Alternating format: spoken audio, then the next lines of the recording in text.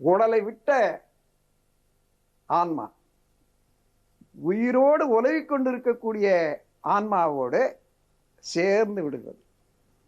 இதைத்தான் soul attachment, ஆவி கூடுதல், ஆவி இறங்குதல் என்று சொல்வாங்க. இதை முறையாக ஒருத்தர் விரும்பி இறந்த பிறகு அந்த உடல் தகனமாகிறதுக்குள்ளாக ஒருத்தர் விரும்பி கூட தானே இன்வோக் பண்ணிக்கலாம், ஏற்றுக்கொள்ளலாம், லயமாயிடும். அந்த லயமாகிறதுக்கு இரத்த தொடர்பு உள்ள மகன், மகள், பேரன், பேத்தி, அண்ணன், தம்பி, அப்பா, பிள்ளை, இந்த மாதிரியானவர்களுக்கு விரும்பி ஏற்றுக்கொள்றதுக்கு சமமாக இருக்கும்.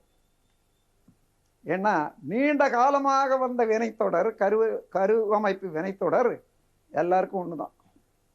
அதனால அவர்கள் விரும்பி நான் ஏற்றுக்கொள்றேன் என்று நினைக்கிற போது ஏற்றுக்கொள்வார். அப்படி ஏற்றுக்கொண்ட போது சில மாற்றங்கள் ஏற்படும் மனதுக்கு, உடலுக்கும்.